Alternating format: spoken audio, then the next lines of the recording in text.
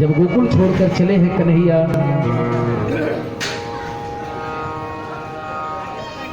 तो यशोदा मैया बहुत कहती हैं और कन्हैया कहते हैं माँ मैं जा रहा हूँ, और आने के लिए जा रहा हूँ, मैं जा करके फिर से वापस आऊंगा। यशोदा कहती है बेटा झूठ नहीं बोलते, क्यों? क्योंकि मैं जानती हूँ तू एक बार अगर गोकुल से गया तो लौट कर दोबारा नहीं आएगा।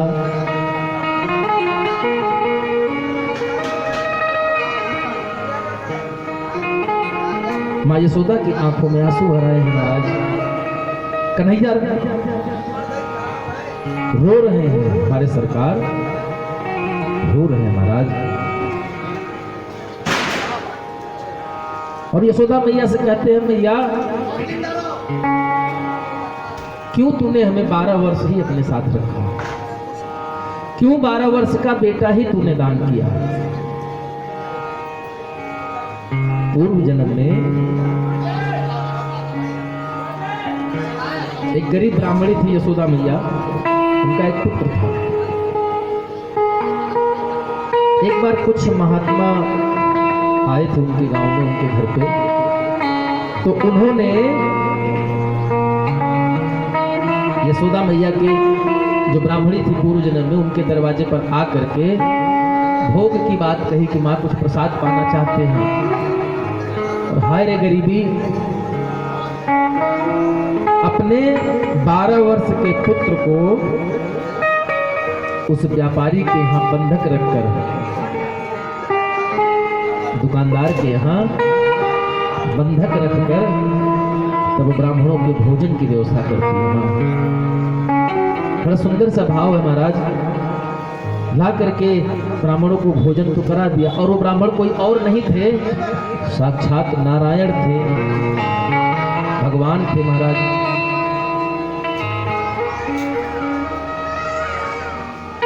चलिए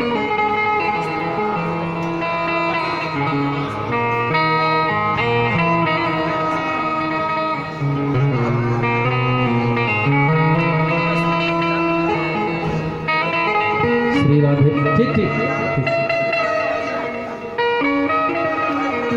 अपने 12 वर्ष के पुत्र को मैया उस व्यापारी के यहाँ, बनिए के यहाँ बंधक रख करके राशन लाती है और महात्माओं को भोजन कराती है। भोजन तैयार होगा, ब्राह्मण से निवेदन करती है कि बाबा आइए आप लोग भोजन पाइए। महाराज साधारण व्यक्ति हो तो ना जान पावे, भगवान ने कहा मैया आपका एक पुत्र भी है, कहाँ है उसको बुलाइए। तो मैया पहले तो बहाना करती है कि महाराज वो कहीं खेल रहा है, बालक है, अभी आने में उसको विलम्ब होगा, तब तक आप लोग भोजन प्रसादी पाइए।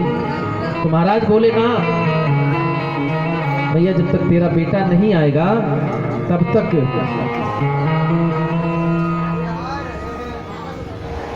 तक हम लोग भोजन ग्रहण नहीं करेंगे। बाबा लोग आसन पर बैठे हैं, भोजन को हाथ तक नहीं लगा रहे हैं, भोजन को हाथ भी नहीं लगा रहे हैं महाराज। मैया बार बार कहती है और कन्हैया बार बार ठाकुर जी उस भोजन को ग्रहण करने से मना कर देते हैं।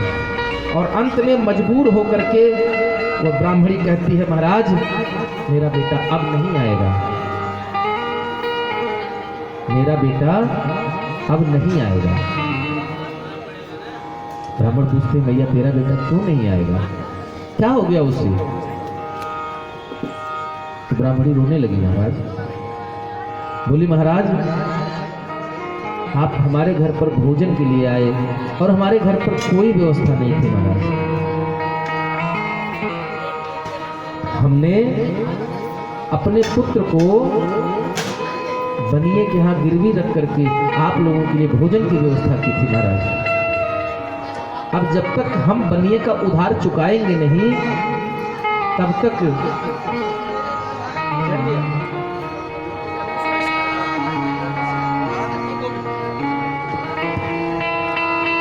तक वो हमारे बेटे को वापस नहीं करेगा महाराज। महाराज लोगों की भगवान की कृपा हुई महाराज, और महात्मा गए उस बालक को लेकर आए, ब्राह्मणी को सौंप दिया। तो ब्राह्मणी ने कहा महाराज हमारा धर्म कहता है कि जब तक हम किसी के कर्जदार हैं, जिस चीज को रख करके हमने कर्जा लिया है, तो हमारा कोई अधिकार उस पर नहीं है महाराज। आज से यह बालक मेरा नहीं है, आपका। और महाराज ब्राह्मणी ने संतों की सेवा के लिए अपने पुत्र को भेज दिया। वही ब्राह्मणी है जो आगे चलकर यशोदा मैया बनी है। भैया आप लोग थोड़ा आराम से बात करिए, थोड़ा शांति से।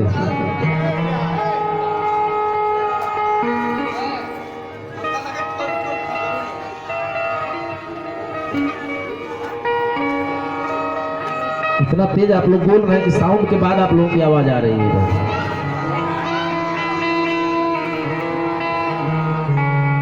वही बात कन्हैया यशोदा मैया से कहते हैं, माँ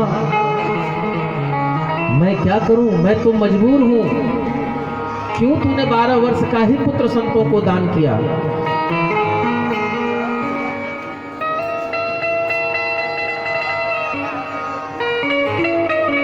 और कन्हैया कहते हैं, मैया मैं जा तो रहा हूं, बता आज मैं तेरे लिए क्या कर सकता हूं।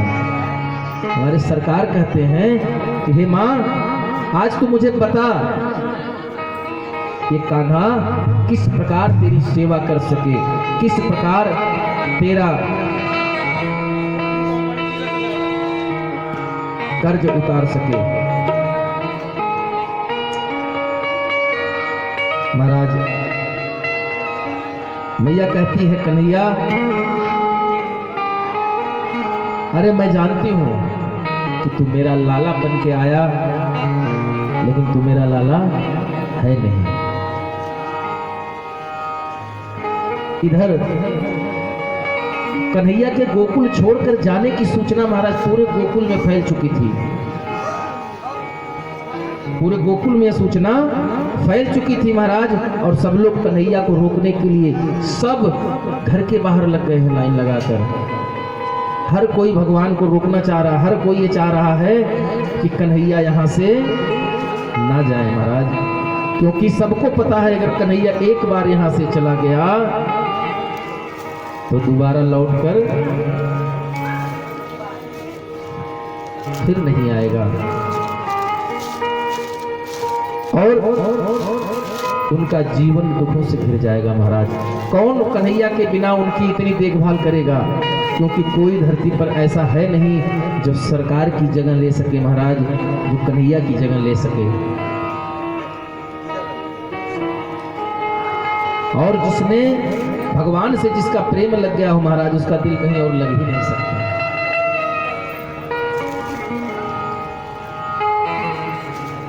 हाँ नीचे रख दीजिए। सभी लोग भगवान के पास जा करके भगवान से प्रार्थना कर रही हैं। यशोदा मैया से कन्हैया कह रहे हैं कि माँ तूने जो किया है, जैसे किया है, कोई दूसरा नहीं कर सकता। अरे शायद अगर सगी माँ भी होती तो वो भी उतना ध्यान न देती जितना तूने मेरा ध्यान दिया है। हमारे सरकार कहते हैं महाराज कि मैया तू एक बार मुंह खोल के देख, मैं तेरी हर इच्छा को पूरी कर दूंगा, तेरी हर तमन्ना पूरी कर दूंगा। जो भी जीवन में तुम्हारी इच्छा होगी मैं उस इच्छा को आज पूरा कर दूंगा। मैया कहती है, कन्हैया भौतिक इच्छा को तो तू पूरी कर सकता है, कर भी देगा,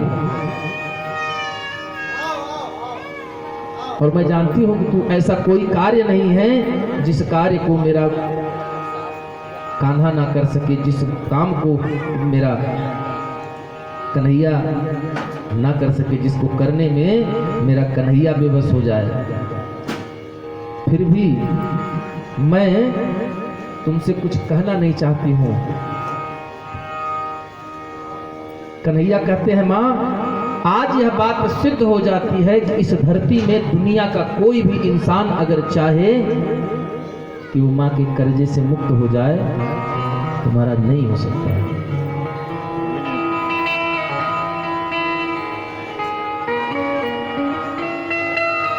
माँ यशोदा अक्रूर जी से आकर कहती हैं,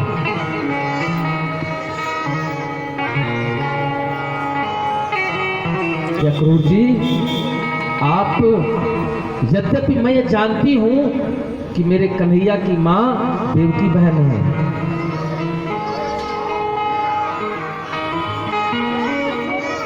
फिर भी माँ अपने बच्चे का बहुत अच्छे से ख्याल रख लेती है। फिर भी मैं एक संदेश कह रही हूँ जो जा करके आप देवकी मैया से कह देना। और संदेश क्या दिया है महाराज?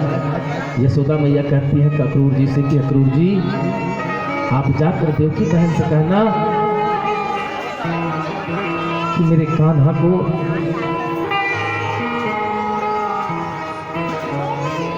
सुबह सुबह उठ करके मक्खन खाने की आदत है। मैंने आज तक इसको कुछ दूसरा नहीं खिलाया है, कन्हैया को कुछ दूसरा नहीं दिया है।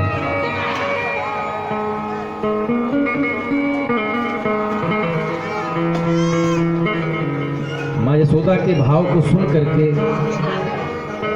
अक्रूर जी भी रोने लगे।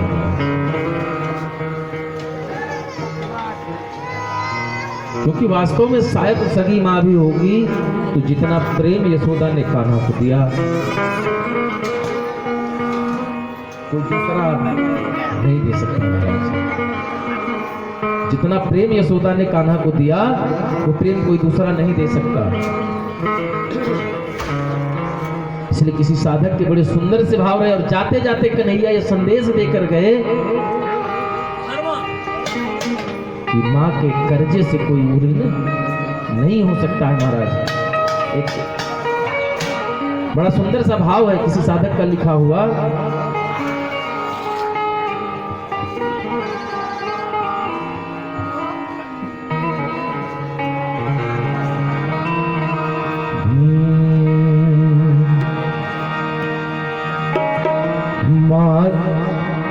माँ का जो दूध है महाराज, दुनिया में जितने भी खाने वाले पदार्थ हैं, खाद्य पदार्थ हैं, जो भी है सामग्री संसार में, उन सबको अगर आप तराजू के एक पलड़े में रख दीजिए और दूसरे पलड़े में अगर माँ के दूध को रख दीजिए महाराज, तो माँ का दूध भारी होगा। आज नहीं, सदियों से भारी है और हमेशा रहेगा महाराज।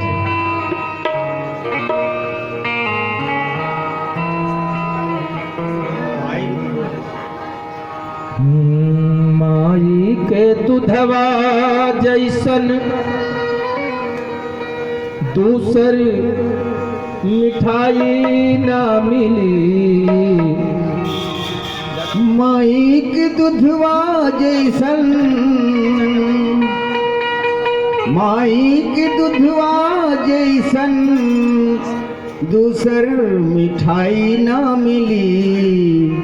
वो सब कुछ मिल जाई पर दुनिया में माई ना मिली। सब कुछ मिल जाई पर दुनिया में माई ना मिली। सब कुछ मिल जाई पर दुनिया में माई ना मिली। माई के दूधवा जैसन, माई के दूधवा जैसन दूसर मिठाई ना मिली। सब कुछ मिल जाए पर दुनिया में माई ना मिली। सब कुछ मिल जाए पर दुनिया में माई ना मिली।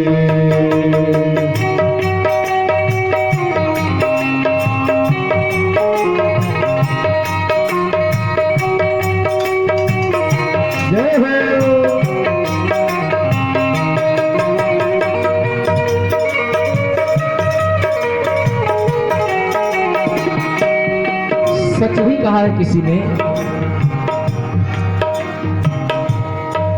जो माँ ने कर दिया महाराज वो कोई नहीं कर सकता।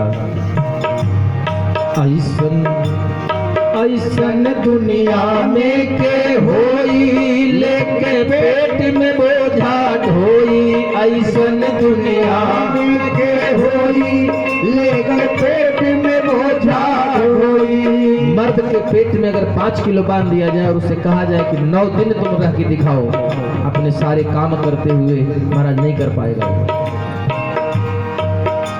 और माँ पेट में बच्चे को पालते हुए संसार के सारे कार्य करती है महाराज, और कभी भी थक कर नहीं बैठती है।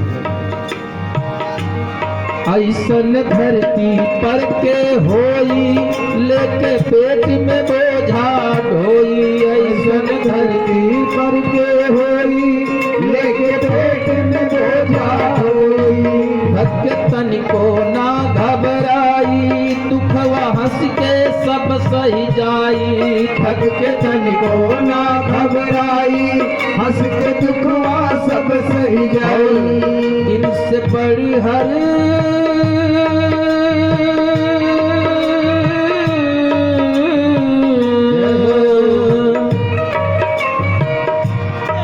इनसे बड़ी हर ना कवनो, इनसे बड़ी हर ना कवनो सेवकाई ना मिली, सेवकाई ना मिली। सब कुछ मिल जाए पर दुनिया में माई ना मिली, सब कुछ मिल जाए पर दुनिया में माए ना मिले। माई के दूधवा जैसा दूसर मिठाई ना मिली, सब कुछ मिल जाए पर दुनिया में माई ना मिली, सब कुछ मिल जाए पर दुनिया में माए ना मिले।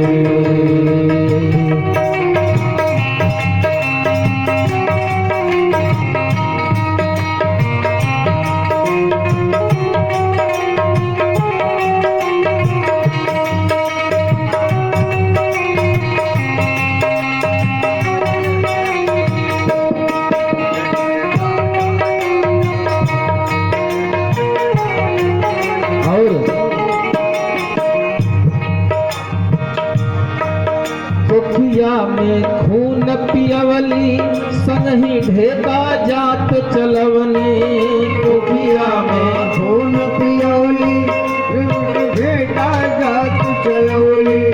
कोठिया में खून पियवली संगही ढेका जात चलवनी, संगही में खून पियवली संगही ढेका जात चलवली।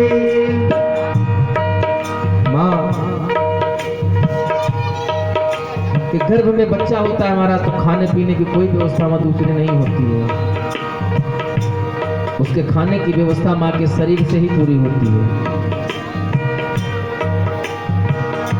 अपना खून पिलाकर बच्चे को जन्म देती है माँ, और साथ में घर के सारे काम करती है, ठेका जांच उखली मूसर, घर के सारे काम। कहने का मतलब जितने भी श्रम हैं, एक गृहिणी के जो भी दायित्व है माँ उनको निभाते हुए अपने बच्चे का लालन पालन करती है महाराज। कोठिया में खून पियवली संगही ढेका जात चलवनी, कोठिया में खून पियवली संगही ढेका जात चलवनी। ठिठुर के जाड़ा सगरी बितवनी, हमके सीना साथी सुतवली, ठिठुर के जाड़ा सगरी बितवली, हमके सीना साथी सुतवली। ठिठुर के जाड़ा सगरी बितवली, रखनी साट के हमें सुतवनी। माँ बिस्तर पे बच्चा जब माघ पूस की ठंडी में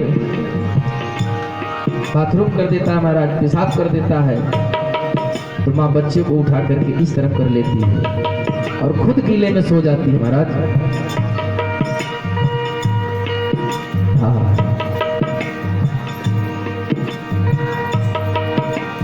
हाँ ठुठुर के जाड़ा सगरी बितवली, लेके छाती साथी सुतवली, ठिठुर के जाड़ा सगरी बितवली, लेके छाती और इनके गोदिया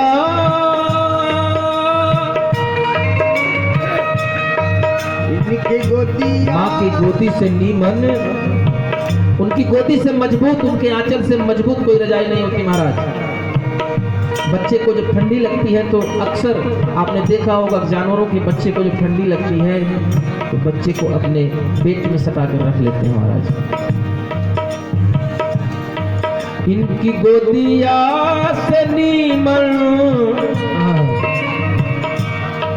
इनकी गोदिया से नीमन रजाई न मिली, हो रजाई ना मिली। सब कुछ मिल जाए पर दुनिया में माई ना मिली। सब कुछ मिल जाए पर दुनिया में माई ना मिली। माई के दूधवा जैसन, माई के दूधवा जैसन दूसर मिठाई ना मिली। सब कुछ मिल जाए पर दुनिया में माई ना मिली। सब कुछ मिल जाए पर दुनिया में माई ना मिली। आइए भजन की आखिरी पंक्ति है।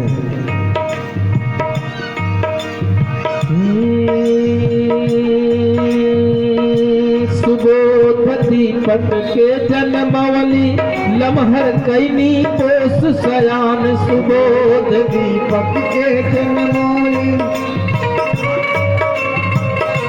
सुबोध दीपक के जन्मवली लमहर कैनी पोस सयान। सुबोध दीपक के जन्मवली और हाँ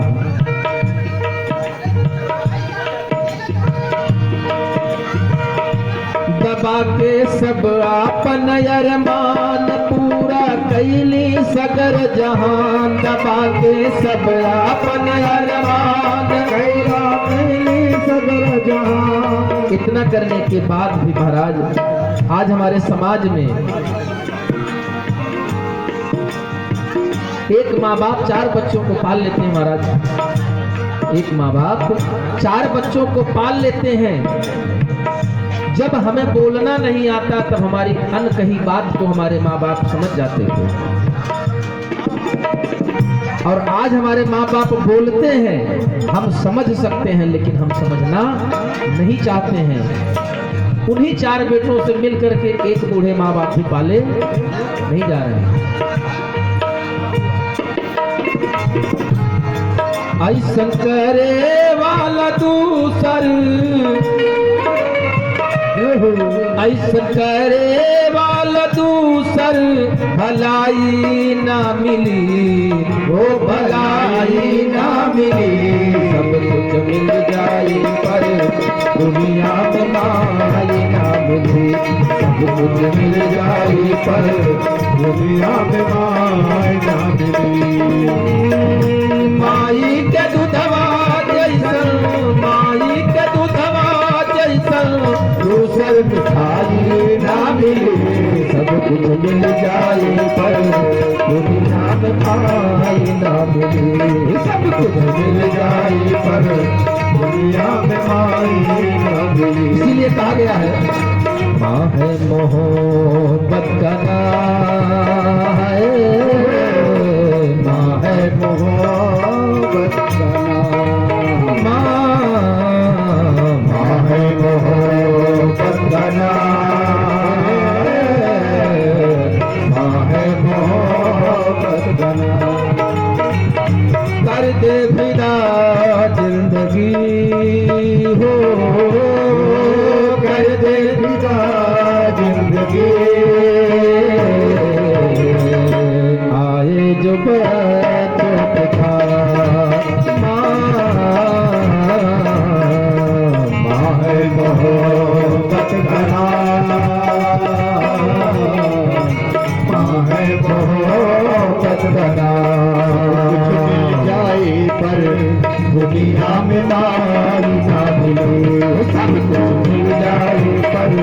दुनिया में माए ना मिले, सब कुछ मिल जाए पर दुनिया में माए ना मिले, सब कुछ मिल जाए पर दुनिया में माए ना मिले।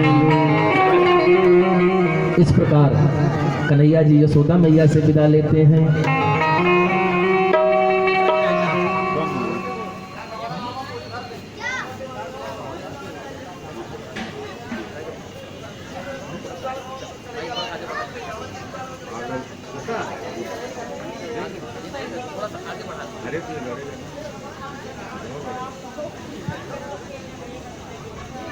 और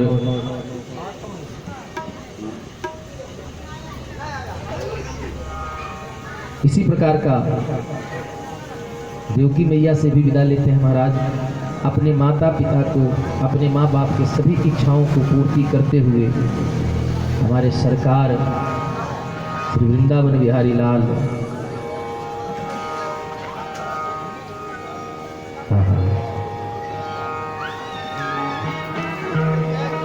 कन्हैया की बात को सुनकर महाराज वसुदेव देवकी एकदम भाव विभोर हो जाते हैं और उनके कंठ से आवाज नहीं निकलती है, कुछ नहीं बोल पाते महाराज। सिर्फ दोनों भाइयों को पकड़ करके अपने अपने गोद में बिठा लेते हैं।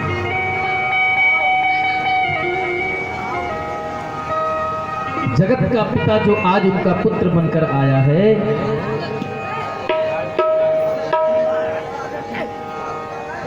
जगत का पिता जो आज उनका पुत्र बनकर आया है, उसका जलाभिषेक कर रहे हैं महाराज। और किस प्रकार से?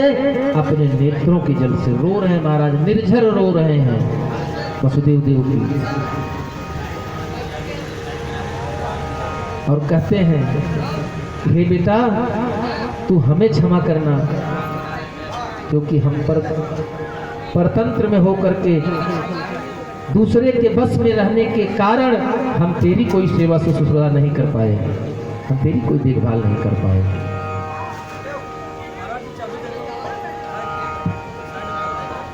इस प्रकार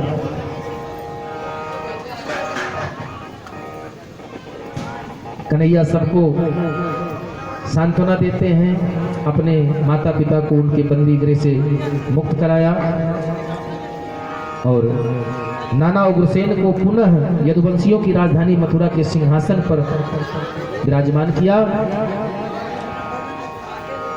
अर्थात जबकि राजा ययाति का श्राप होने के कारण यदुवंशी राज सिंहासन पर बैठ नहीं सकते थे,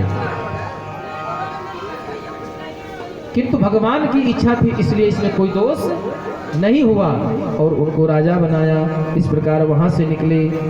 सुखदेव जी कहते हैं, हे परीक्षित, अब देवकी नंदन भगवान श्री कृष्ण अपने बड़े भाई बलराम के साथ नंद बाबा के यहाँ आकर बोले कि पिताजी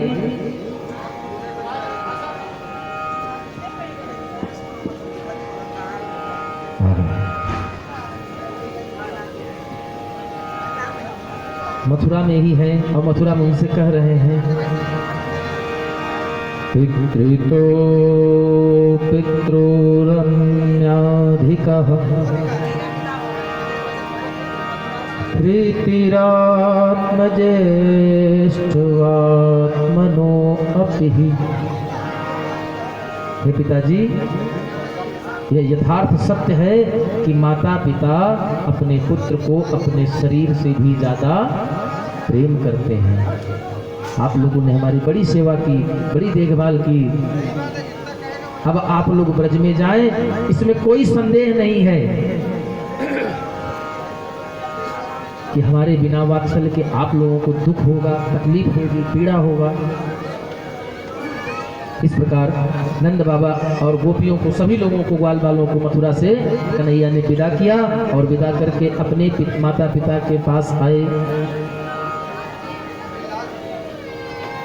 वसुदेव जी, देवकी मैया ने अपने कुल गुरु श्री गर्गाचार्य जी महाराज को बुलवाया और अब दोनों भाइयों के गुरुकुल जाने की व्यवस्था कर दी। और हमारे सरकार पढ़ने जा रहे हैं।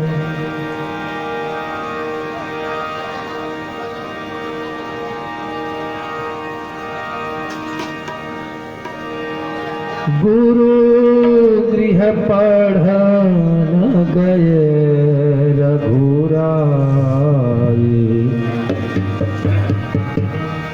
गुरु गृह पढ़न गए रघुराई।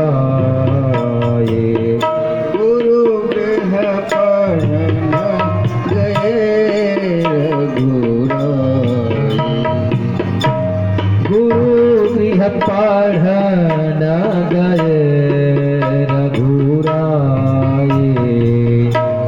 अलत काल विद्या सब आई।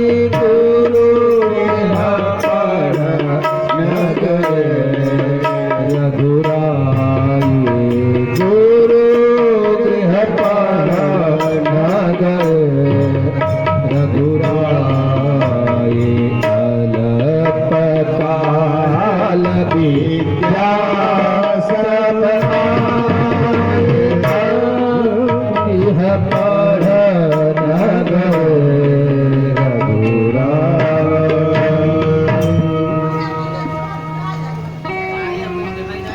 विद्या निधि कहूँ विद्यादीन ही। अब ये बताइए कि जिसके अंडर में नारद सारद विद्या जितने हैं सब आती हो, वेद जिनके सांस लेने से अंदर जाता हो, सांस छोड़ने से बाहर आता हो, इसको कोई क्या पढ़ाएगा, क्या सिखाएगा। लेकिन ये मानव की लीला है। गुरु शिष्य परंपरा का निर्वाह करना था महाराज, संदेश देना था कि गुरु के बिना कल्याण नहीं होना है। गोस्वामी जी ने लिखा भी है,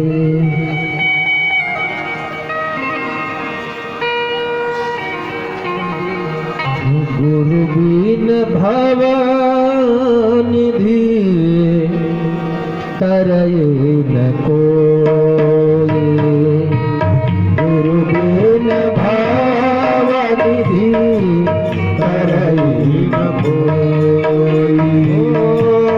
गुरु बिन भव निधि तरय न कोई। गुरु बिन निधि करई न कोई। करई न कोई। जब बीराज शंकर सम होई। जब बीराज शंकर सम होई। कब? जो गुरु बिन भव निधि तरय न कोई। इसलिए हमारे सरकार ने गुरु शिष्य परंपरा की बात कही। ज्ञान पाने का 3 मार्ग है महाराज।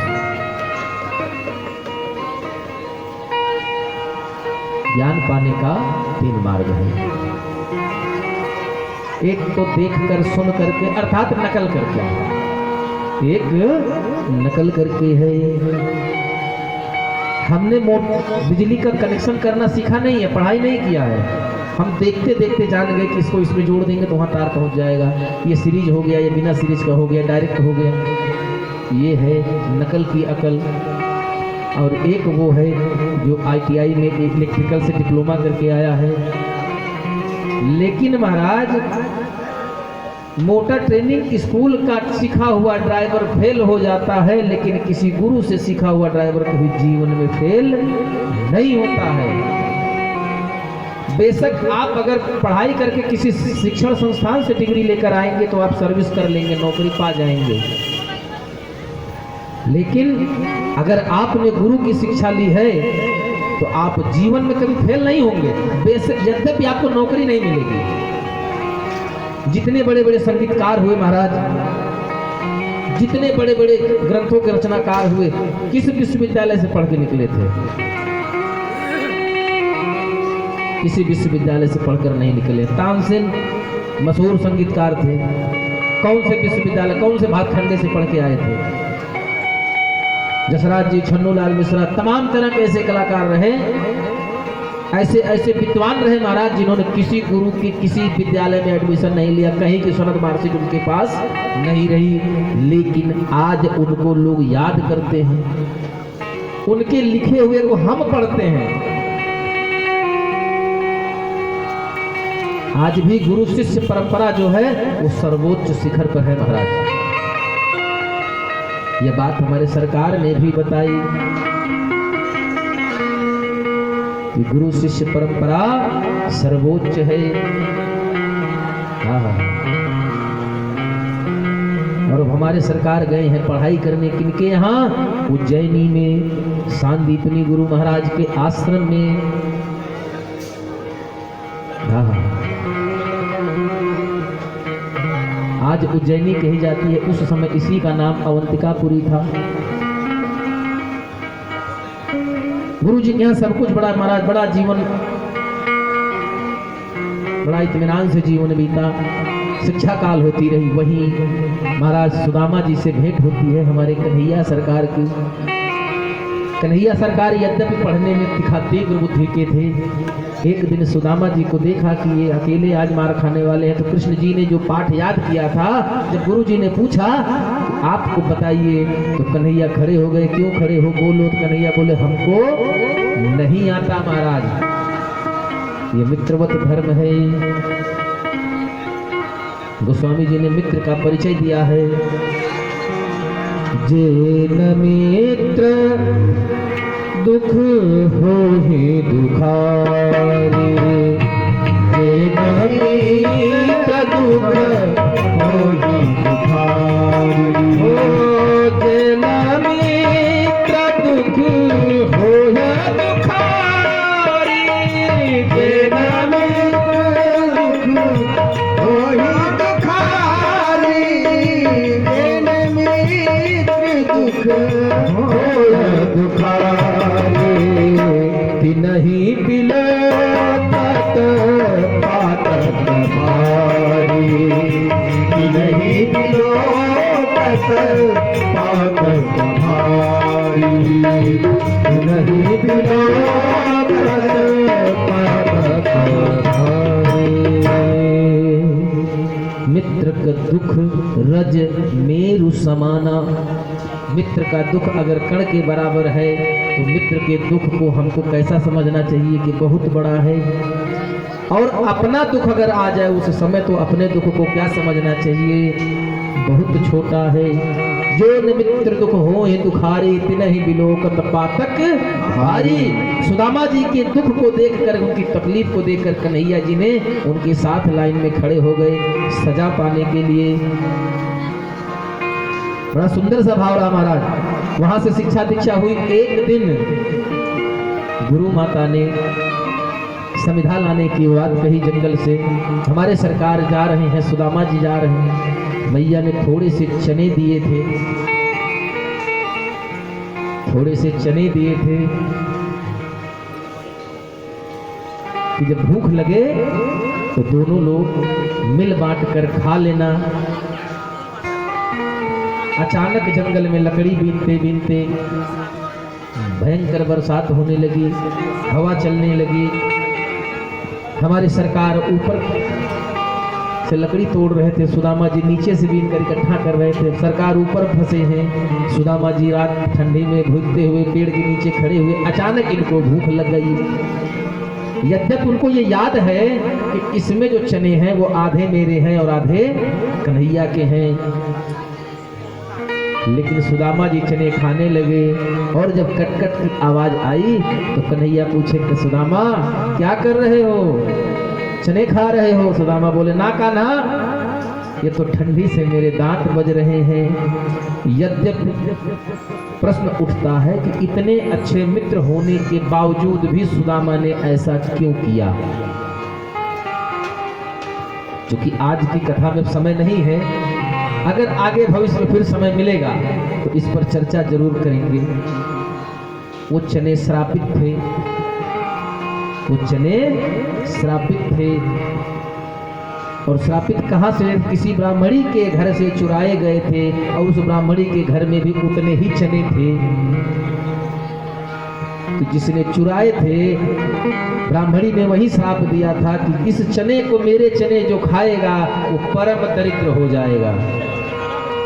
इसलिए हमारे सरकार को सुदामा जी ने खाने नहीं दिया, महाराज खुद खा गए। और सरकार ने उनको कुछ दंड नहीं दिया था। सरकार ने यही कहा था कि जैसी नियति होती है कार्य भी वैसा ही होता है। नियति का दो मतलब है, एक तो होता है विधाता की इच्छा और एक अपनी नीयत होती है। यह दोनों बातें एक साथ लागू हो गई। सुदामा की इच्छा हुई चने खाने की, उन्होंने खा लिया।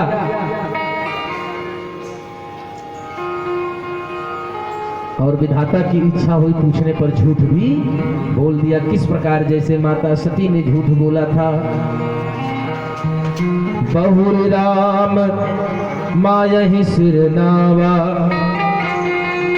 प्रेर सती जहि झूठ कहावा। है ना?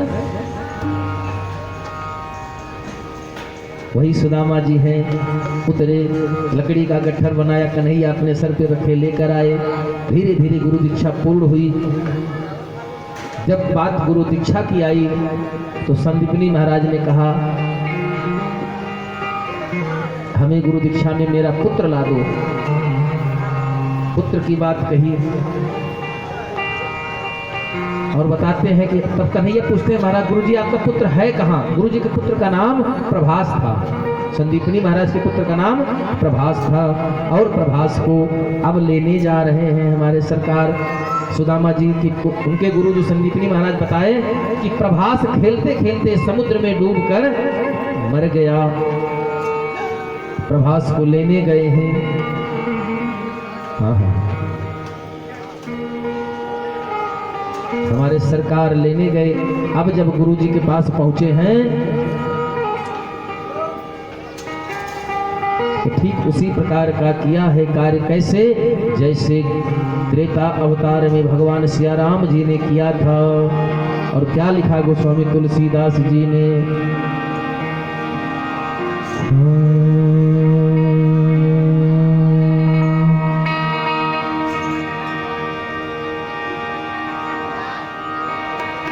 सिंधु समीप गए रघुराई, और बैठे तटस्थ कर भदसाई। बैठे तट नितर भदसाई।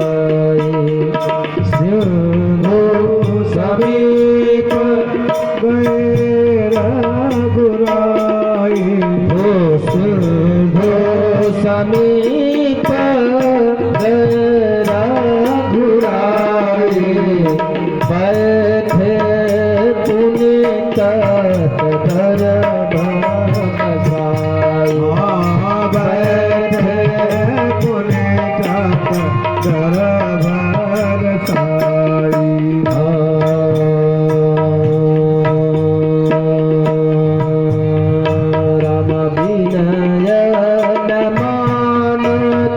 जलधि जड़ रामा, विनय मानत जलधि जड़ रामा।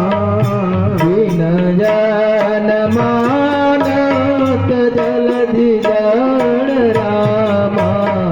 गाये तीन दिन बीत सिया राम, हो तीन दिन बीत गया। और 3 दिन बीत गया तब हमारे सरकार क्या बोल रहे हैं? बोले राम सको पता बरामा।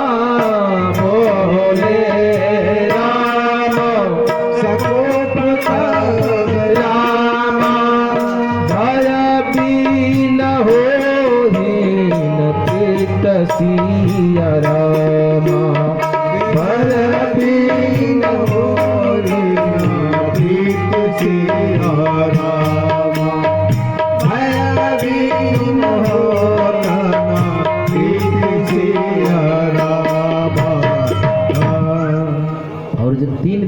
गया महाराज।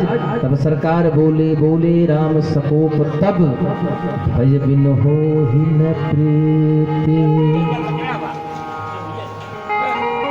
और तब भगवान ने क्या किया, भगवान ने बाण का संधान किया और जरत जंतु जल निधि जब जाने प्रकट हो गए महाराज। उसी प्रकार यहाँ कन्हैया ने भी अनुनय विनय किया, नहीं माने। और जब दंडित करने की बात आई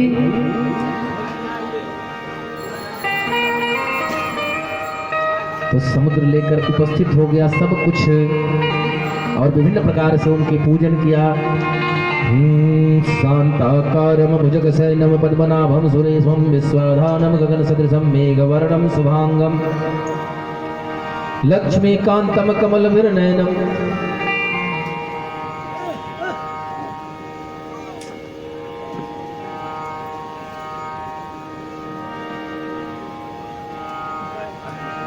लक्ष्मीकान्तं कमलनयनं योगविर्ध्यानगम्यम्।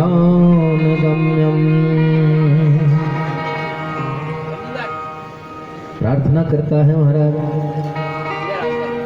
और कहता है तेरे इन्हीं बड़ी, भगवान कहते तेरे इन बड़ी बड़ी तरंगों ने हमारे गुरु का पुत्र छिपा लिया है, तो अति शीघ्र उनके पुत्र को लाकर हमें सौंप दो।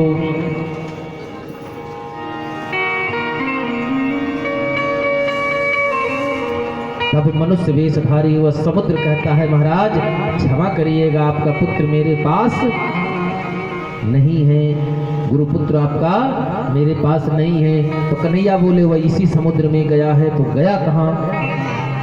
हाँ, तब समुद्र कहता है सरकार मेरे जल में ही पंचजन्य नाम का दैत्य शंख में रहता है। पंचजन्य नाम का दैत्य है जो शंख के स्वरूप में रहता है, अवश्य उसी ने चुरा लिया होगा। भगवान बोले तब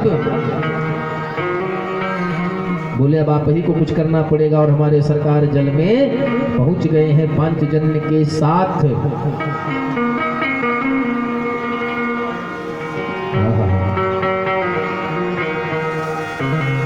शंखासुर को, उस दैत्य का नाम शंखासुर था जो पांचजन्य शंख में छिपा बैठा था।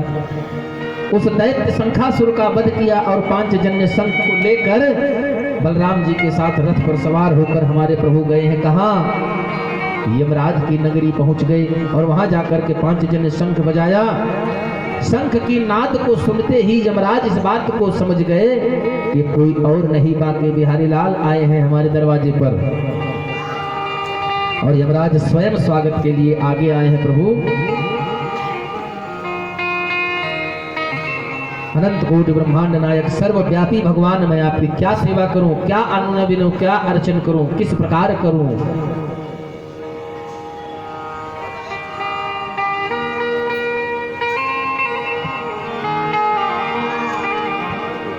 और तो भगवान ने कहा हमारी कोई सेवा करने की जरूरत नहीं है, अगर करना है तो एक काम करो। क्या?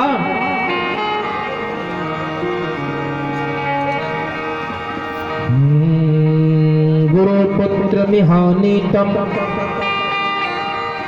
निज कर्म निबंधनम।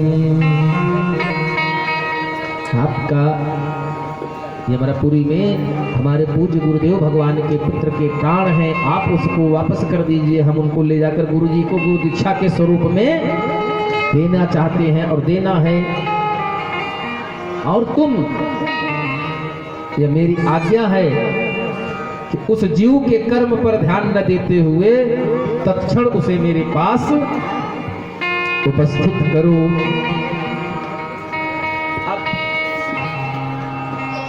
इतनी बात सुनने के बाद अच्छा ये बताइए, अगर संसार का मालिक, घर का मालिक, किसी गार्जियन घर का अपने किसी सदस्य से कहे कि तुमको कोई बात नहीं हम सुन सकते, तुमको यहाँ से पॉलिटेक्निक अभी जाना है, तो वो जाएगा कि तर्क करेगा?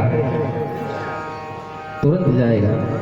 इस प्रकार यमराज ने उनके गुरुपुत्र को ला करके उन दोनों को अर्पण किया है। और हमारे सरकार बलराम जी के साथ गुरुपुत्र के जीव को लेकर आए हैं, गुरुपुत्र को समर्पित किया है गुरुदेव के श्री चरणों में। इस प्रकार गुरुदेव को उनकी गुरु दीक्षा दी।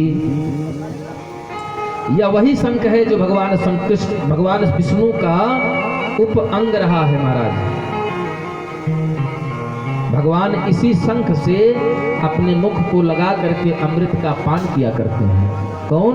श्री हरि विष्णु। इस कारण से एक बार इसको अभिमान हो गया था, अरे हम तो हरदम भगवान के मुख पर रहते हैं, अभिमान ही भगवान का भोजन है। और भगवान ने भोजन कर लिया, महाराज इसको श्रापित कर दिया, जाओ राक्षस हो जाओ। और आज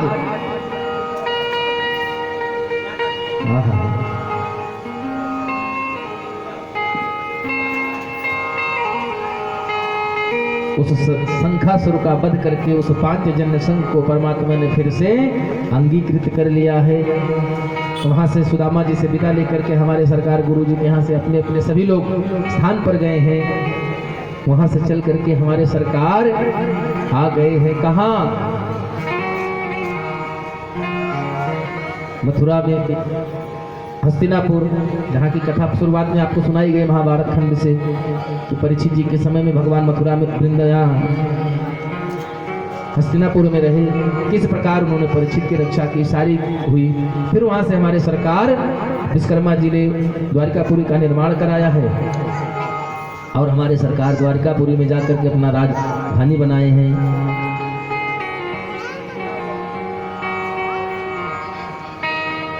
बोलिए द्वारिकाधीश भगवान की। इसके बाद भागवत महापुराण की कथा में भ्रमर गीत का प्रसंग आता है। उद्धव जी को भगवान कन्हैया एक दिन भेजते हैं कि जाइए जरा सा जा करके गोपियों को कुछ ज्ञान के तत्व के बारे में समझा दीजिए, है ना। लेकिन उद्धव जी आए हैं और जब लगे हैं समझाने महाराज, तो समझाने क्या आए थे, जितना समझाने आए थे वो बेचारे खुद परेशान हो गए। उद्धव जी का पूरा ज्ञान रखा ही रह गया।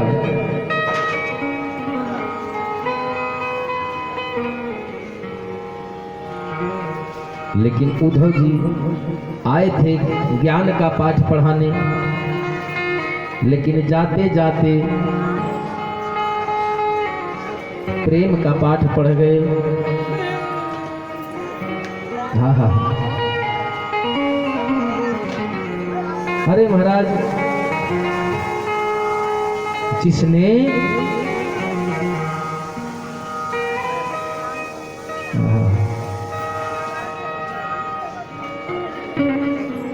बहुत उद्धव जी ने बड़ा समझाया, बहुत कुछ समझाया। वो छलिया है, वो ये है, वो नाटक करता है, प्रेम नहीं करता। तुम लोगों को अगर प्रेम करता तो छोड़ के क्यों जाता। लेकिन किसी को कुछ भी बात समझ में नहीं आती और सब लोग करते हैं क्या। हाँ हाँ हाँ, कि महाराज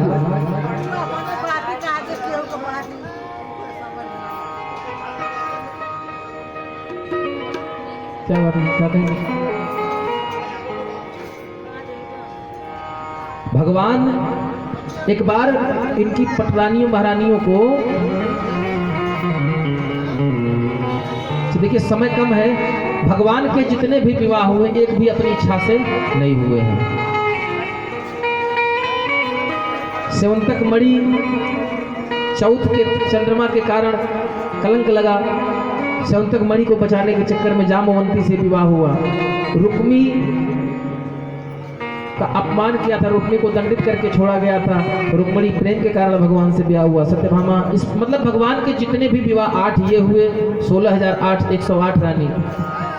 जिसको संबरासुर ने उठाकर बंदी बना लिया था सबको, महाराज कृष्ण जी ने उन सबका उद्धार किया। उद्धार करने के बाद अब सब कहीं कि अब मैं कहाँ जाऊंगा, हमको तो किसी को ये भी नहीं पता कि मैं कहाँ से आई हूँ। सबने भगवान को अपने पति के रूप में मान लिया महाराज। इस प्रकार भगवान की कितनी पत्नियां हो गई थी? 16,108। और इनके कितने पुत्र हुए? 1,61,000 अष्टादश 18 पुत्र। 1,61,018 पुत्र हुए।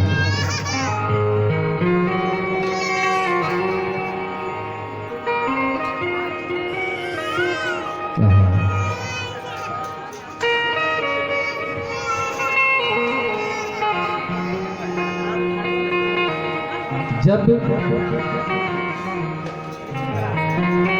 प्रेम कोई भगवान से कर लेता है महाराज,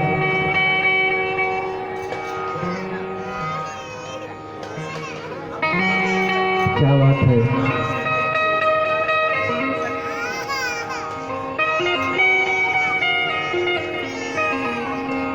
लोग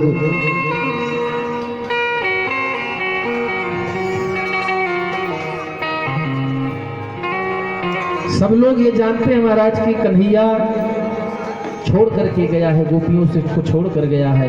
एक दिन इनकी 8 रानियों को बड़ा अभिमान था कि कन्हैया हमको बहुत प्यार करते हैं, कन्हैया हमको बहुत प्रेम करते हैं। नारद जी एक दिन सोचे कि महाराज 16,108 रानी है, कन्हैया अकेले हैं और जिसके पास जाओ वही प्रसन्न है, तो समय किसको कितना देते होंगे। एक दिन भगवान के यहाँ गए तो उन्होंने चुपके से रुक्मिणी मैया के कक्ष में देखा, तो देखे तो वहाँ कन्हैया लेटे हुए हैं।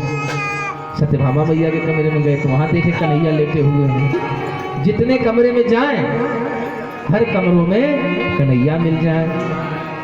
लौट कर आए और देख कर आ रहे हैं कि भगवान अकेले बैठकर आनंद ले रहे हैं। नारद जी को तब एहसास हो गया कि नहीं नहीं, ये हमारे भगवान ही हैं, क्योंकि भगवान की माया ऐसी है ना, जिसने किसी को छोड़ा नहीं महाराज।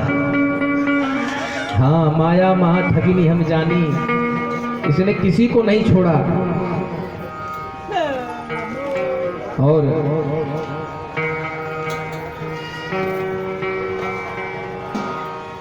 बहुत समझाते हैं महाराज, लेकिन उनके सुदाम ये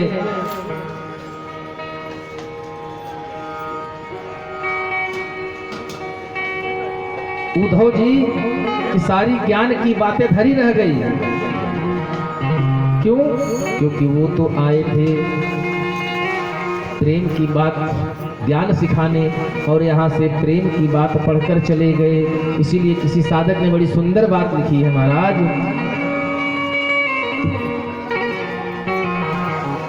कि प्रेम जगत का सार और कोई सार नहीं।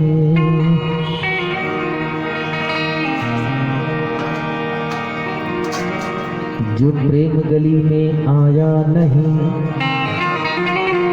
प्रियतम का ठिकाना क्या जाने।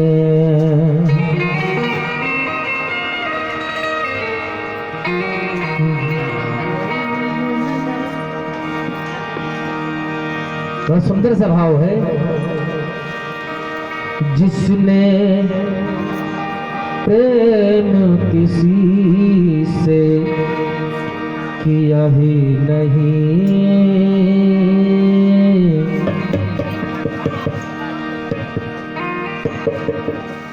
जिसने प्रेम किसी से किया ही नहीं, वो प्रीत निभाना क्या जाने। जिसने प्रेम किसी से किया ही नहीं, जिसने प्रेम किसी से किया ही नहीं, वो प्रीत निभाना क्या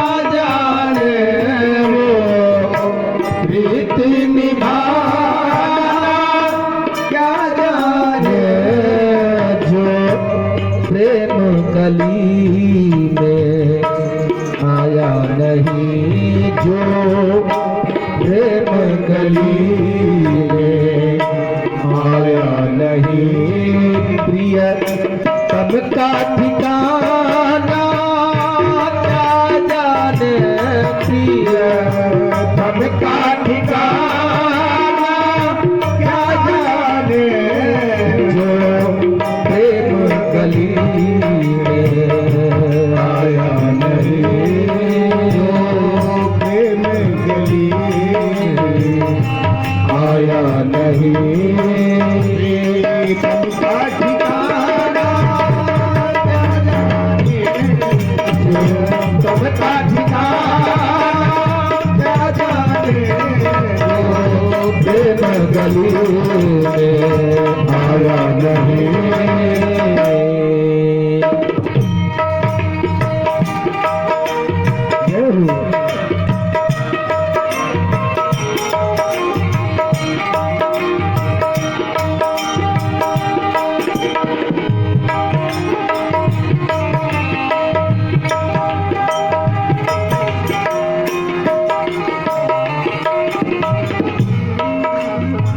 साधक कहता है महाराज,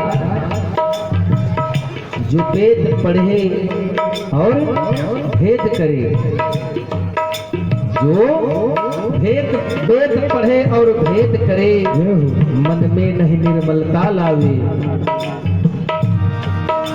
जो वेद पढ़े और भेद करे, जो वेद पढ़े और भेद करे, मन में नहीं निर्मलता लावे। मन में नहीं निर्मलता लावे। जो वेद पढ़े और वेद करे, मन में नहीं निर्मलता लावे।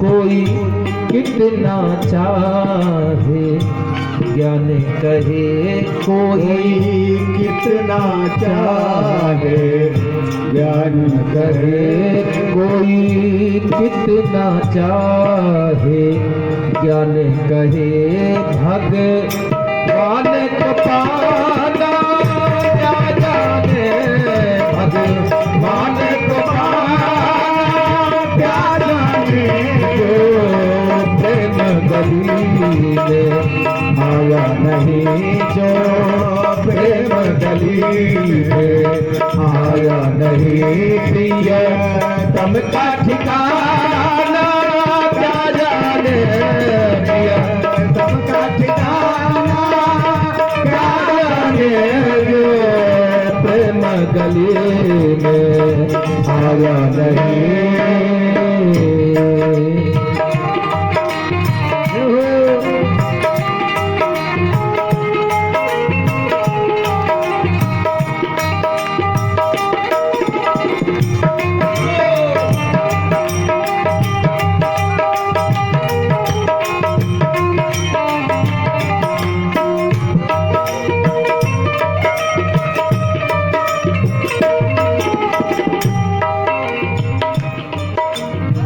बड़ी सुंदर सी रचना है एक भक्त की।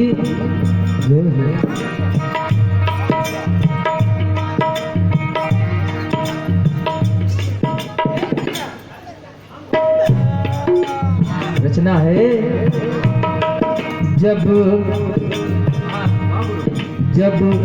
धर्म की कुइयां घर ही में बा,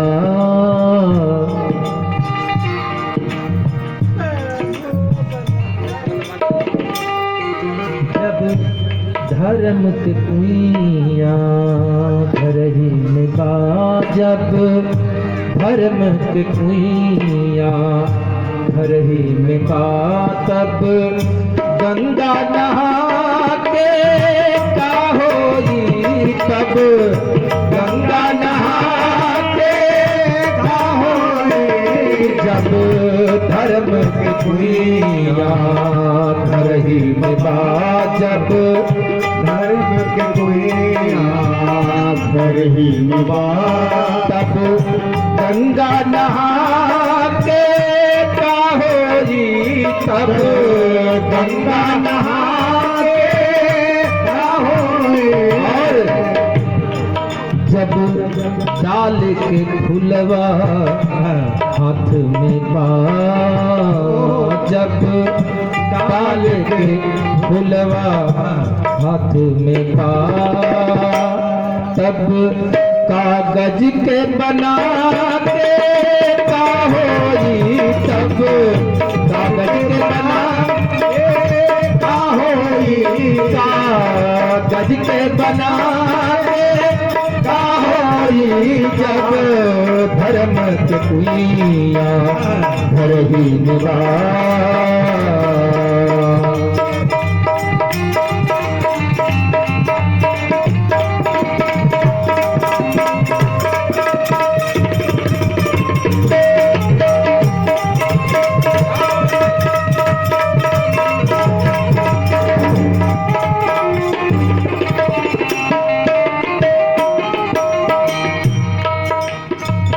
किसी विद्वान ने कहा है कि अगर माँ के कदमों के नीचे जन्नत है, स्वर्ग है, तो पिता उस स्वर्ग तक जाने की सीढ़ी है महाराज। माई बाप के सेवा,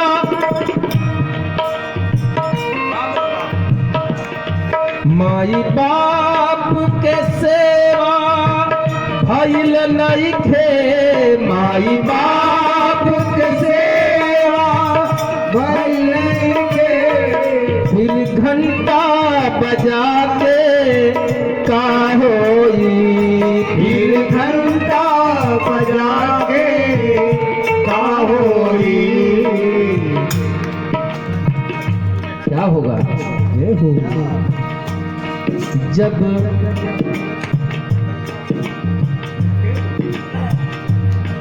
जब माँ बाप भूखे घर में रहे, जब माँ बाप भूखे घर में रहे।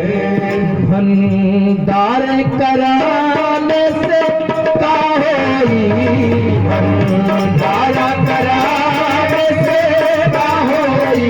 जब धर्म के कुइया घर ही निभा, जब धर्म के कुइया घर ही निभा, तब मंदिर में जाके का होई, मंदिर में जाके का होई।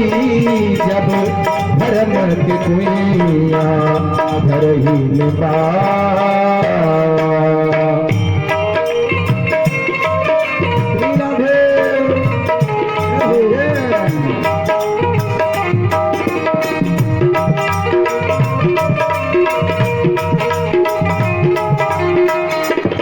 आइए हम ये हमारे पूज्य पिताजी की रचना थी, तो शब्द याद आ गए तो हमने बोल दिया। आइए हम मूल भजन में चलते हैं। जो प्रेम गली में आया नहीं, प्रियतम का ठिकाना क्या जाने। जाके पाँव न फटी बेवाई, का जाने वो पीर पर आई। जिस दिल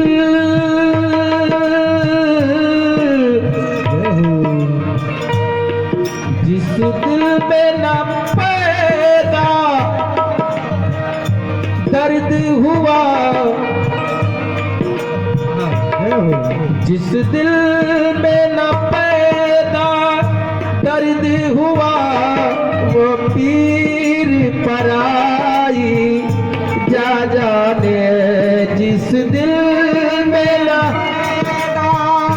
दर्द हुआ, जिस दिल में न पैदा दर्द हुआ, वो पीर पर आई। क्या जाने जाके पाँव न फटी बेवाई, क्या जाने वो पीर पर आई। भजन की आखिरी पंक्ति है महाराज, और बड़े भाव से दोनों हाथ उठाकर आप लोग ताली बजाते हुए चलेंगे। कहते हैं क्या? जिस दिल में न पैदा दर्द हुआ, वो पीर पराई क्या जाने।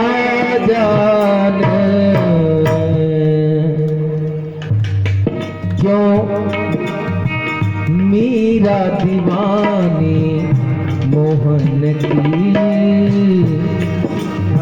बहुत अच्छा। क्यों मीरा दीवानी मोहन की,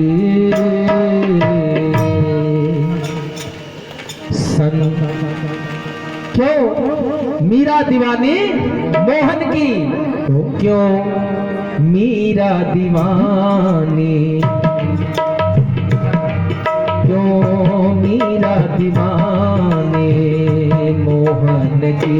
संसार दीवाना क्या जाने, संसार दीवाना क्या जाने, क्यों मीरा दीवानी मोहन की, क्यों मीरा दीवानी मोहन की। संसार दीवाना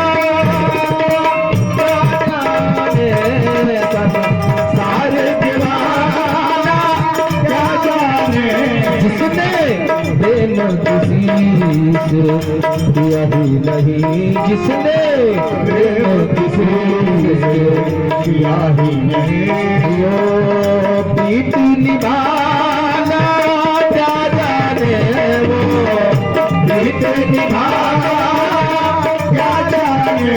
प्रिय तम का ठिकाना क्या जाने, प्रिय तम का ठिकाना क्या जाने।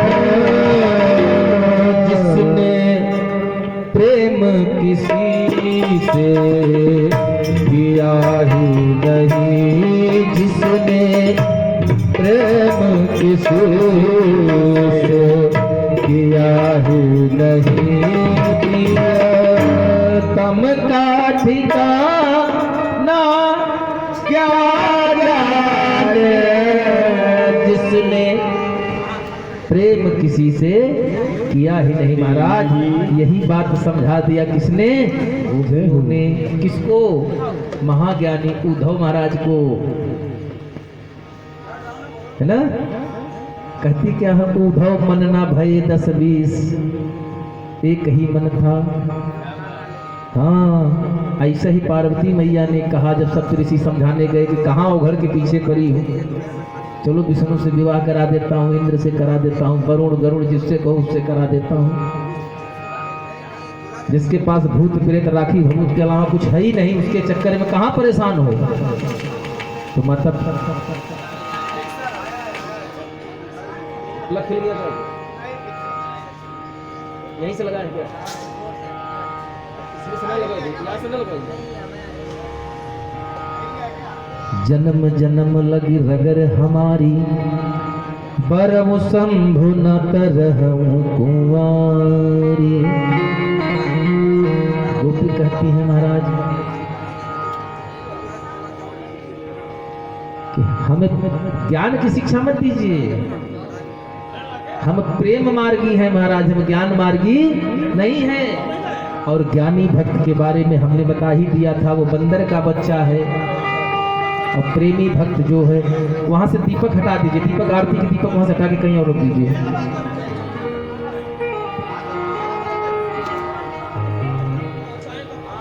वो ज्ञान मार्गी और जो प्रेम मार्गी है महाराज, वो बिल्ली के बच्चे हैं, जिनको बिल्ली खुद पकड़ कर ले जाती है और भगवान उनकी रक्षा करते हैं। जिमी बालक राखई महतारी,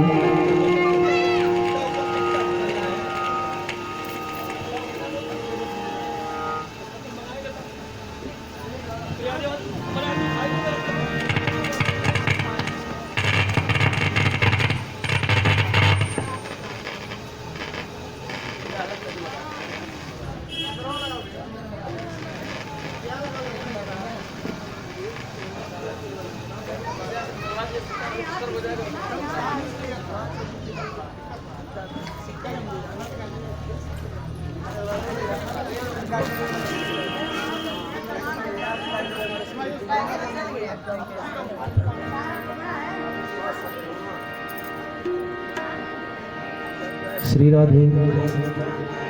इस प्रकार उद्धव जी को वापस कर दिया। इधर नारद जी ने देखा द्वारिकापुरी में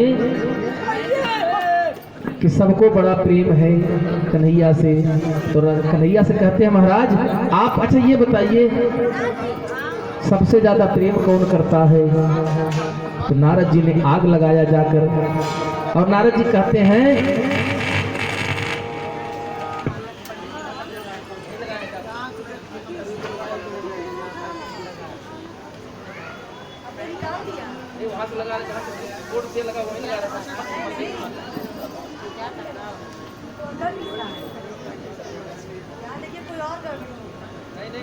लाइट है, देख लो लाइट है। कनेक्शन से बोर्ड लगाएंगे, जहाँ से जाए वहाँ से वो लगा मेन आया बोर्ड में लगा है। श्री राधे।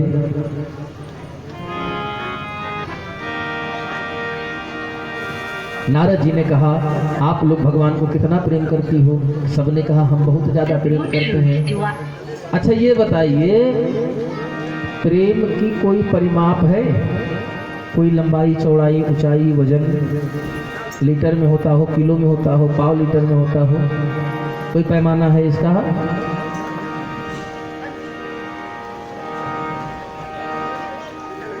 पढ़ाया जाता था ना, अब तो हमको भी भूल गया है सब आधा पैमाना कि 10 मिलीग्राम बराबर 1 ग्राम, ये सब पढ़ाया गया था बहुत पहले, अब तो भूल गया। अब तो बस एक चीज याद रह गया, श्री राधे श्री सीताराम।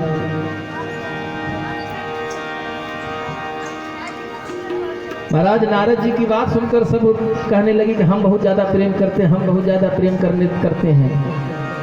आए भगवान से कहे, भगवान ने कहा नारद परीक्षण हो ही जाए। भगवान ने कहा, नारद ने कहा ठीक है हो जाए महाराज। भगवान भैया एकदम से अच्छे भले लेटे थे और अचानक जोर जोर से कराहने लगे, हाय दैया जान गई, अब जान नहीं बचेगा। अब सब दौड़े दौड़े आए, क्या हुआ महाराज क्या हुआ? अरे कहन बस पेट में बड़ा जोर का दर्द हो रहा है। कहे महाराज पेट में बड़ा दर्द हो रहा है। कन्हैया जी के पेट में बड़ा दर्द होने लगा। अब सब परेशान, ये वैद्य को बुलाओ, उनको बुलाओ, इनको बुलाओ। डॉक्टर साहब आए, सब लोग इलाज करके गए, कोई इलाज नहीं हुआ। तो नारद जी को बुलाया गया। नारद जी तब तक पहुंचे, बोले इनका इलाज।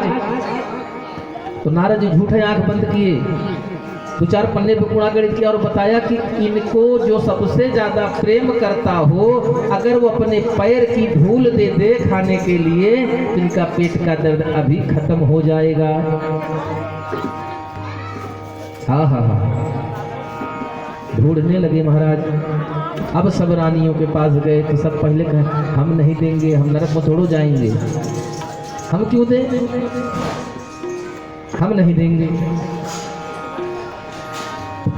नारद जी के पास आए। नारद जी से तब उन्होंने कहा दिन भर गोपी गोपी कहा करते हैं, क्योंकि कन्हैया कहते हैं उद्धव मोहि ब्रज बिसरत नाही, हमें ब्रज नहीं भूलता। हम द्वारिका में हैं जरूर, लेकिन ब्रज को महसूस करते हैं, ब्रज को कमी खलती है हमारे जीवन में। महाराज तब रानियों ने कहा अरे आप वृंदावन चले जाइए, कि तो बहुत प्रेम करने वाली गोपियां हैं, वहां से मांग लाइए। राधा है जिन 24 घंटे राधा राधा करते हैं। नारद जी चले हैं महाराज, जमुना के तट पर आ गए। अब राधा को खोज रहे हैं, राधा कहाँ है? एक गोपी मिली, बोली क्या बात है, अब क्यों राधे को खोज रहे हैं? और जैसे सुना कि द्वारिका से आए हैं, वहां रुकी नहीं, दौड़ करके गई और जितने झुंड में मिले सब गोपियों को इकट्ठा कर लाई महाराज। एक राधा को छोड़ करके वहां पूरी पूरी भीड़ जमा हो गई। क्या बात है, हमारो कान्हा कैसे, हमारो कान्हा कैसे? अरे सब ठीक है, बस कन्हैया के पेट में दर्द है। महाराज कन्हैया की तकलीफ सुनकर सब तड़प उठे।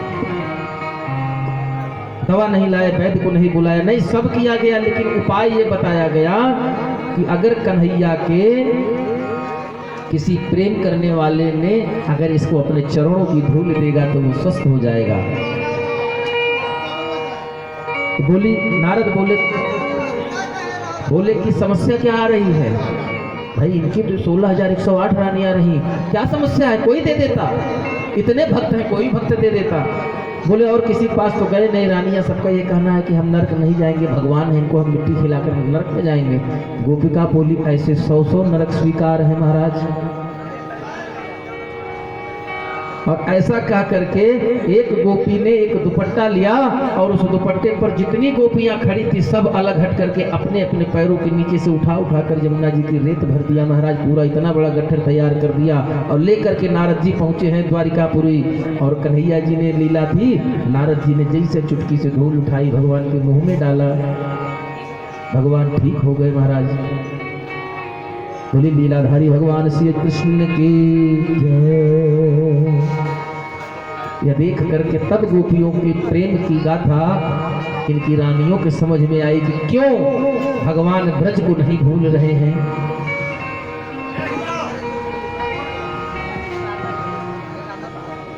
ब्रज की बड़ी महिमा है महाराज। अब तो हम नहीं जानते हैं, बहुत पहले की बात है कि एक मैया हुआ करती थी, वो जब भी ब्रज की सीमा में दर्शन करने आती, रोज आती। तो चप्पल पहनकर आती और चप्पल को गांव जैसे ब्रज की सीमा शुरू होती उसके पहले ही उतारकर एक दुकान में रख देती और नंगे पैर ब्रज में जाती, भगवान के दर्शन करती, 84 कोस की परिक्रमा करती, सब करती लेकिन नंगे पैर। एक दिन एक महात्मा ने पूछा कि मैया तू रोज आती है, चाहे माघ पूस की ठंडी हो चाहे चैत बैसाख की गर्मी हो, तो नंगे पैर ही आती है और मंदिर के आसपास आकर उतार देती चप्पल, तो क्या बुरा था? तू ब्रज की सीमा शुरू होते ही चप्पल उतार देती है बाहर ही और नंगे पैर आती है। तो मैया कहती है कि बाबा जी हमने तो और कुछ नहीं पढ़ा है लेकिन इतना जरूर जानती हूँ ये वही ब्रज है और ये वही ब्रज की धरती है जिस मिट्टी को हमारे कान्हा ने खाया था। अर्थात ये ब्रज जो है वो भगवान का स्वरूप है महाराज। कण कण में भगवान विराजमान है ब्रज में। ऐसे थोड़ो है कि ब्रज में भक्ति नृत्य करती है, भक्ति मैया साक्षात अगर कहीं है इस कलयुग में तो महाराज वृंदावन में है और कहीं भक्ति नहीं बसती है।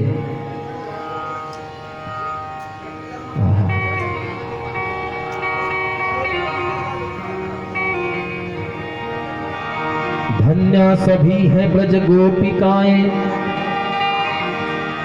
गाती सदा जो हरि नाम प्यारा। गोदोहते भी यही गीत गाते, गोविंद दामोदर माधवेति। मास्टर जी, गोविंद दामोदर माधवेति, हे कृष्ण हे यादव हे सतेति। गोविंद दामोदर माधवेति, हे कृष्ण माधव हे सखेति।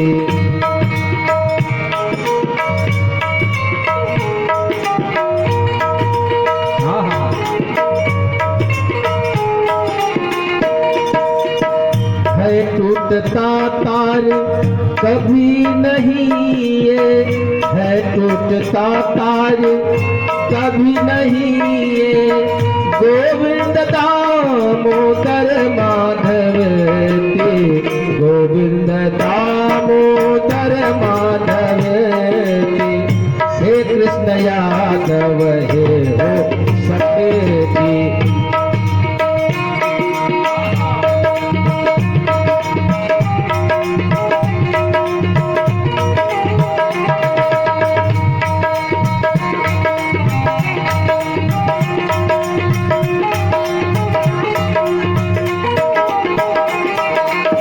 डाली मथाली दधी में किसी ने डाली मथानी दधी में किसी ने ध्यान आया, दधी चोर का तब ध्यान आया, तब ध्यान आया दधी चोर का, तब गद गद हुआ कंठ वो बुलाती, गद गद कंठ हुआ वो बुलाती, कृष्ण दामोदर माधवेति।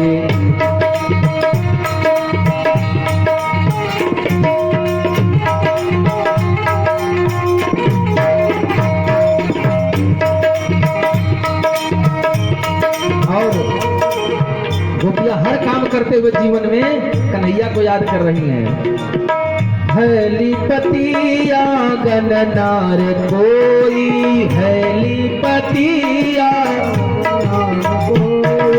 हैली पतिया गननार कोई, हैली गननार कोई, गोविंद आवे मम गेह कोई, गोविंद आवे मम गेह कोई, गोविंद आवे मम गेह कोई, ध्यानस्थ ये पद गा रही है, ध्यानस्थ हो ये पद गा रही है, गोविंद दामोदर माधवेति, गोविंद दामोदर माधवेति, हे कृष्ण यादव हे सखे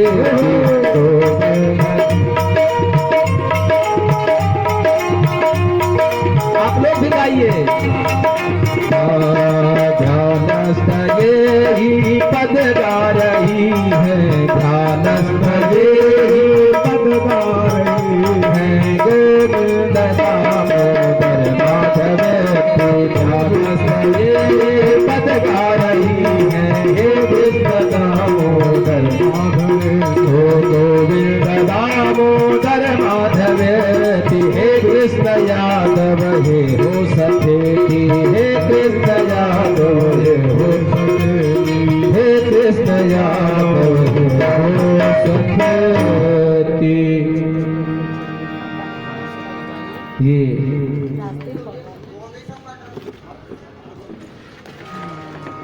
सब महाराज भ्रमर गीत है, जो हिंदी में इसका रूपांतरण है, तो खैर संस्कृत में श्लोक है, लेकिन हम श्लोक गा जाएंगे, शायद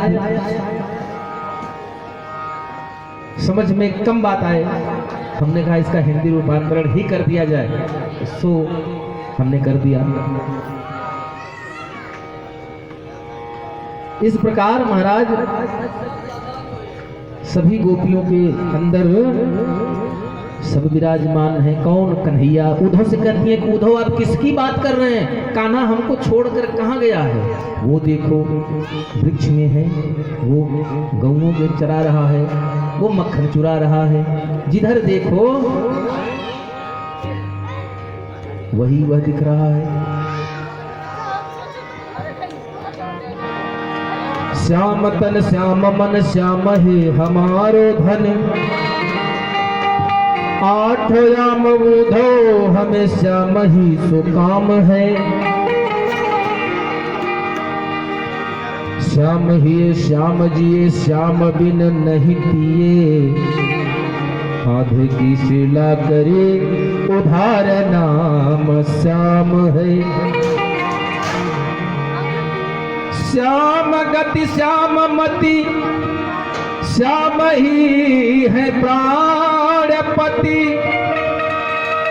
श्याम सुखदाई सो भलाई शोभा धाम है।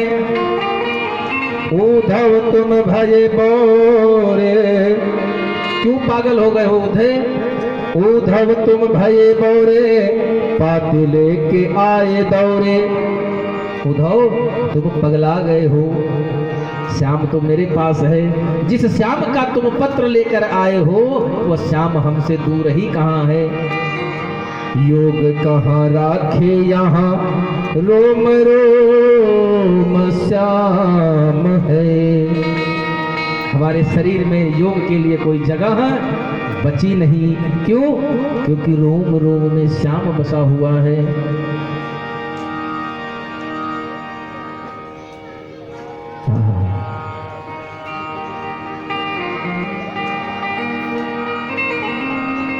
उद्धव जी कहते हैं, अहो सूर्यस्म पूर्णार्थ भवत्यो लोक पूजिता वासुदेव भगवती या सामित्यार्पितं मनः। दान व्रत तप होम जप स्वाध्याय संयम श्रेयो विविधय सान्ये कृष्णेर भक्तिर्हि साध्यते। हे गोपिकाओं, तुम सूर्य के समान हो, तुम्हारा प्रेम सूर्य के समान प्रकाशवान है, तुम्हारा तन मन भगवान को अर्पित है। और हम लोग क्या करते हैं? आरती गाएंगे। महाराज जी, तेरा तुझको अर्पण क्या लागे मेरा प्रभु, क्या लागे मेरा। और करते क्या है? मेरा मुझको। आरती गाएंगे, कहेंगे तेरा तुझको अर्पण क्या लागे तेरा। और जीवन में जब भगवान की आरती की बारी आएगी तो मेरा मुझको अर्पण क्या लागे तेरा।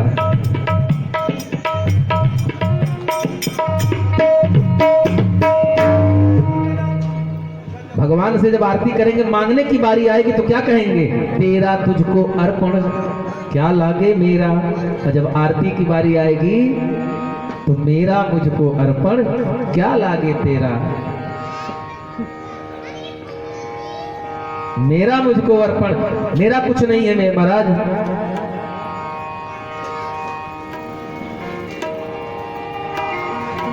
और लाने ले जाने वाला वो है, लाने ले जाने वाला वो है, तू है माटी का पुतला। लाने ले जाने वाला वो है, तू है माटी का पुतला। माटी का पुतला तू है, माटी का पुतला। माटी का पुतला वो है, माटी का पुतला। माटी का पुतला तू है, माटी का पुतला।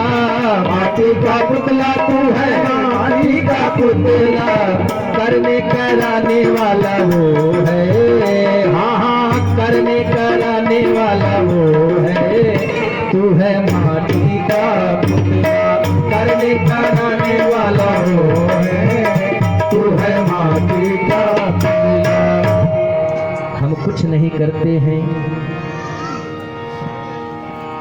तू बोलता है या कोई और बोलता है, बता तेरे मुख को ये कौन खोलता है। हम कुछ नहीं करते महाराज, करने कराने वाला यही है। इसलिए उद्धव जी कहते हैं, गोपियों तुम समस्त संसार के लिए पूज्यमान हो। अगर संसार तुम्हारी पूजा करे तो उसमें कुछ भी गलत नहीं है।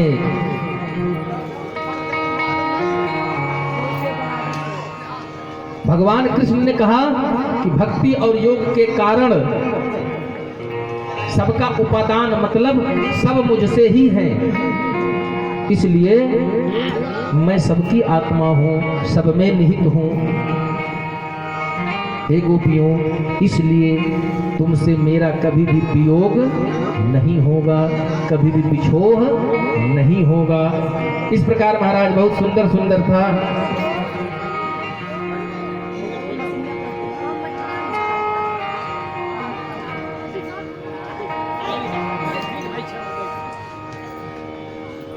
और जब जब गोपवासियों से, वृंदावन वासियों से, उद्धव से, नंद बाबा से उद्धव जी विदा लेकर रथ पर सवार हुए, सुखदेव जी मुनि कहते हैं, हे परीक्षित, तो सभी लोग कह रहे हैं कहियो यसुमति को आशीष उधव,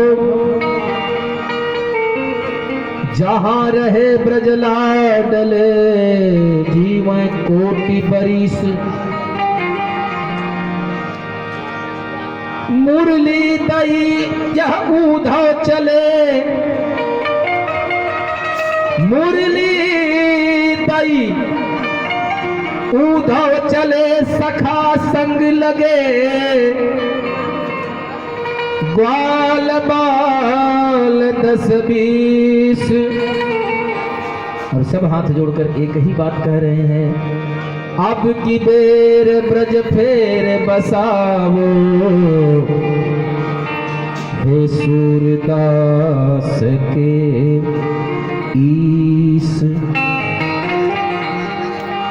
हे उद्धव, कान्हा से कह देना कि एक बार फिर वृंदावन में आ जाए, फिर गोकुल में आ जाए। इस प्रकार भगवान का कुब्जा और क्रोध जी के यहाँ गए, सबका